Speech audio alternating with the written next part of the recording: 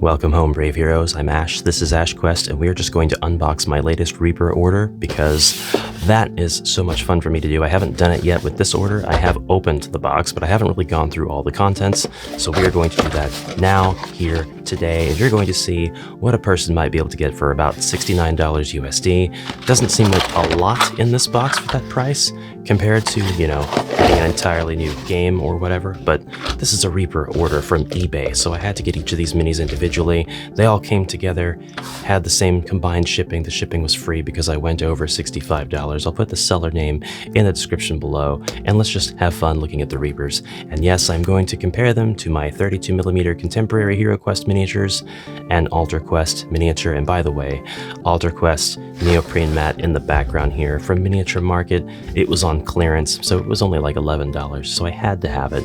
I'm not fond of some of the details of the AltarQuest map, neoprene or otherwise, such as the baked indoors and the little arrow symbols that point to places.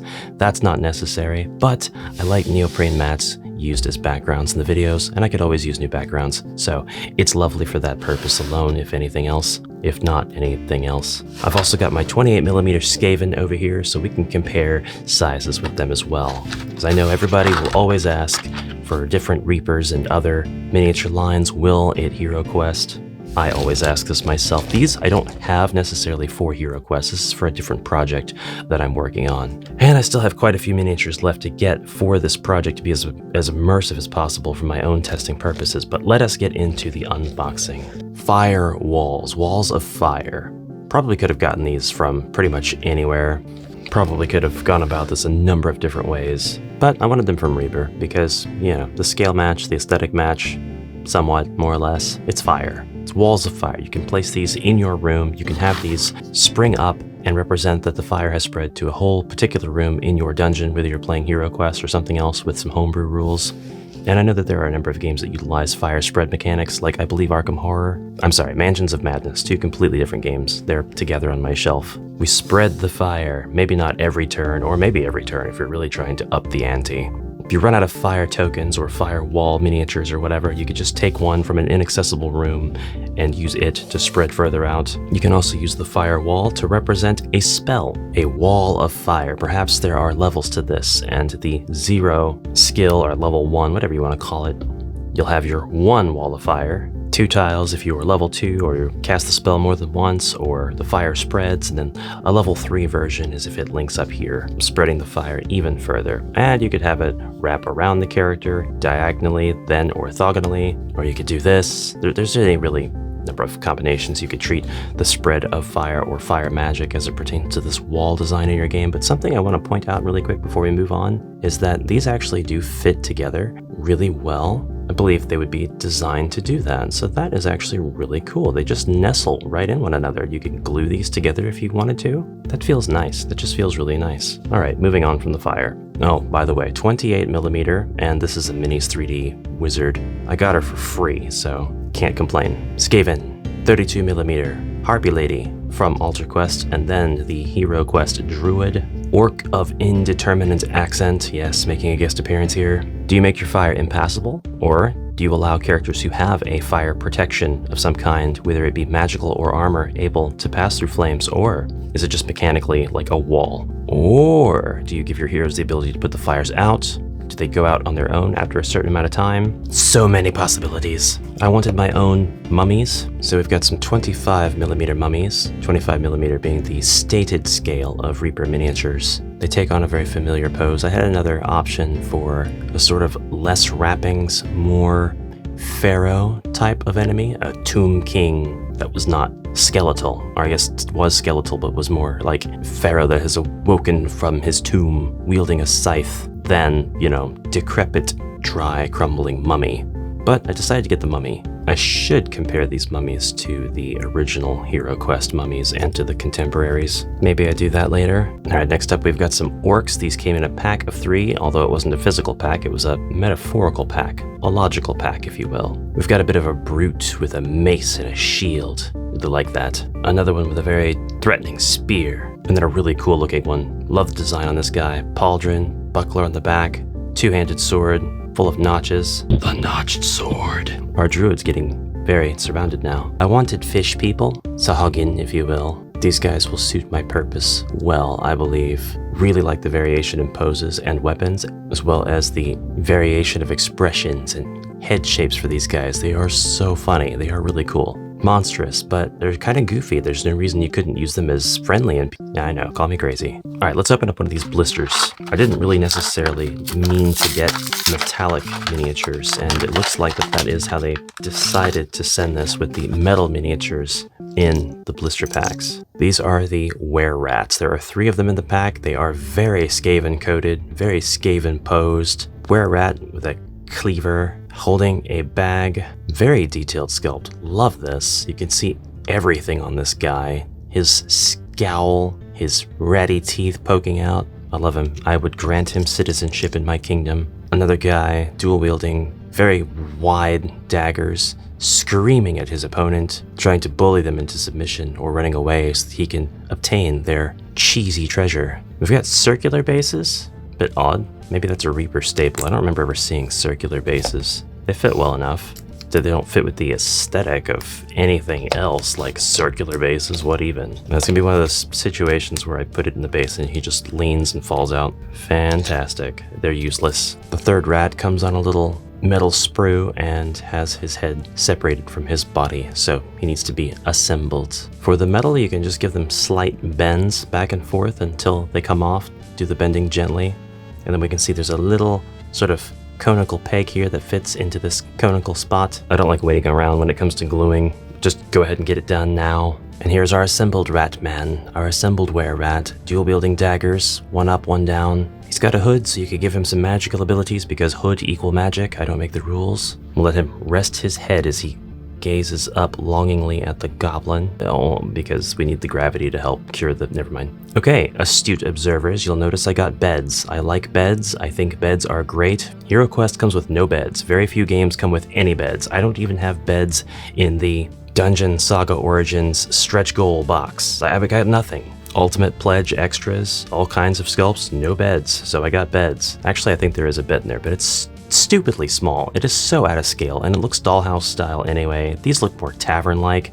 See the details. We've got rough wooden posts, we've got wooden frame, we've got sheets, pillow. We've even got this underneath, which you'd never see the underneath unless you were having like the beds have been flipped, the room has been raided in the night kind of scenario, but we've got the springs underneath. That's so cool. They're out of scale. They're not going to fit the 32mm characters whatsoever. Like, she needs a queen size if this is a twin. The 28mm, they could fit. The humans could fit. Reapers are 25, but I don't have any normal sized 25mm Reapers here. If I pick up this mummy and put it in, for example, it's too tall. It's too tall. But while I'm usually kind of a stickler for this stuff, I'm just not going to care. I don't care. I do wish they were bigger, if only so they could match the aesthetic of like the HeroQuest furniture that takes up so much space. It's just so oversized. So how am I going to put these on my board? I could have them take up 2 spots, or I could go ahead and have them take up 6 spots. That's what I'd probably do, honestly. And now I can have tavern scenes. Now I can have an inn, or just a part of the dungeon where the monsters go and slumber. Little hideouts that completely glossed over the fact that your heroes can find a safe room now where the monsters can't even enter, and they can rest up and heal and get some bonuses maybe, and then head back out. Bed homebrew. Bed homebrew. Love it. Can't believe these bases though. They are such rubbish. Reaper, why do you do this? Why? It's zero use whatsoever. You'd have to like stuff Play-Doh in there or something. Or just clay, dash. Moving on. Speaking of tavern furniture and other furniture, table. Yes, I know that they're a little warped, and that's fine. It's very soft plastic, it's very malleable, it's not going to rip or tear or break, it's not brittle by any means. I love the Reaper material. I understand I could do the hot water trick, get everything nice and straight, and maybe I will, and maybe I won't, just because I think to have the kind of warp in the plastic makes it look more charming as roughshod, thrown together dungeon furniture, you know? Like, are the goblins really going to pay that much attention to their architecture, carpentry? But whatever. Really like the table. Do like different tables. I do like a rectangular table. I like a square table. I like a round table sometimes. A square table I think is going to make a lot more sense on the square tiled board. And you don't have to place everything super straight like this. You can always kind of have stuff turned in its spot, still take up the same amount of tiles and so on. Makes things a little more organic, if a little more confusing to the eye that expects everything to be in a nice straight grid. Anyway, we've got a table, and we got a bench. A little bench to sit on. Of course, our heroes can't sit, but it does lend a little bit of immersion to whatever scene this is going to go into. Absolutely loving that I can have scenes like this now. Scale of the table, a little bit less important because tables do come in all kinds of shapes and sizes, so this isn't going to really break anybody's sense of immersion. Plus, we've got all kinds of different sizes of creatures in HeroQuest. The orcs are really tall. Goblins are really short. I mean, it's gonna make sense in whatever setting. We're nearing the end. Let's open up another metal blister. We have 5 metal skeletons. Nice good weight to these guys. They really have some jingle. You hear that? That's the rattle of metal bones, baby. These are very similar sculpts. Some of them have their jaws open. The skeleton lives in a house of bone. Is he made of house, or is the house made of him? He screams, for he does not know. And because somebody hit his funny bone, and it wasn't funny at all. I like skeleton miniatures. I generally don't find any flaw with any skeleton miniature ever. They're almost like the perfect, maybe not perfect, they're without flaw. It doesn't take much to slap a skeleton together, and then it's just going to be correct no matter what, you know? It's a skeleton. No more, no less. These guys you can actually bend into place if they're leaning a little bit too much from moving in the packaging, being influenced by restrictions or shipping. They may require a little bit of filing. There's a little bit of slag left on the base here, causing this guy to be a little lopsided. Not a big deal. I'll address it later. 5 skeletons for my project. Okay, I got 2 of these sarcophagi, 2 of these tombs. Actually, love the detail. Love the detail. Look at the sculpt. This was like, what, $2.99, $3.99? It doesn't matter. It was worth it. The details are insane, and the lid is removable, which is great. I mean, we love a removable tomb lid, but also the insides were detailed as well. Look at this. This was completely unnecessary. They did not have to add the drapery around the sides, but they did. They made it beautiful. They made it very comfortable looking. You can absolutely have your characters rest in this, a la Dark Souls. The lid can go back on, then they can just fall off of a waterfall and land in a completely new area that they are now stuck in until they kill a boss. And if none of that makes any sense to you, welcome to Dark Souls, I guess. Great scale, great size. Just kidding, maybe a little small, actually. No, these are a perfect 25mm. They will work just fine for a 28mm human as well. I got 2 of them. I don't regret that at all. All right, our next piece of furniture is an altar. Just an altar, that's all. We have a skull on each corner. Somewhere around here I have the metal version of this.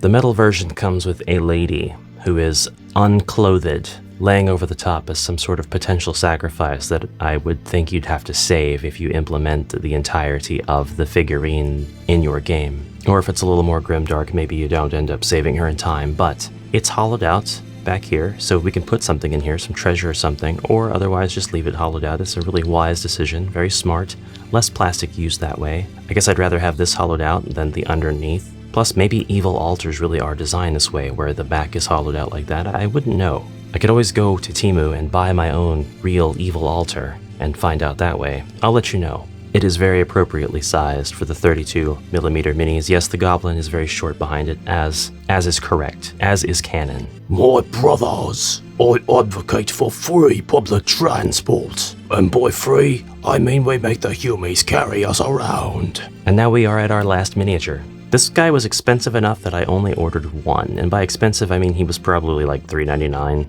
But my gosh, what a unit. An actual awesome figurine of a skeleton wielding a shield and a sword in armor. It looks mean, it looks evil, it looks tough, it looks like I could give it higher stats. Nobody would bat an eye. This is my Draugr. Absolutely 100%. Is the scale of it wildly mismatched with the metal skeletons? Yes, but rightfully so, for those skeletons are the skeletons of people, normal, stupid people. This guy is the dead of something much larger. It actually works as a skeleton for a non-human as well. Boss character, skeleton warrior, or at least something that should be taken very seriously. Perhaps enlarged by magic, by blue pill, I don't know. And that's it. Those are my miniatures. That's my haul. Just learned that my local, not so local, but kind of far away miniature market carries Reaperminis, and I can now buy them as impulse buys rather than carefully crafting orders to maximize my buying potential. Now I can just throw money. That's pretty much it, and I don't really have much else to say at this point, but thank you for watching very much. Please consider some of my other videos. check out the Patreon links and stuff below, or just give me a comment. You throw a comment, tell me if these would HeroQuest, do you think? Would you use any of these? Which was your favorite one? Would you use the additional orcs as perhaps a different kind of tribe of orcs, or a special version of orcs that are just tougher? Let me know, and I will see you in the next exciting adventure. Until then, brave heroes, farewell for now.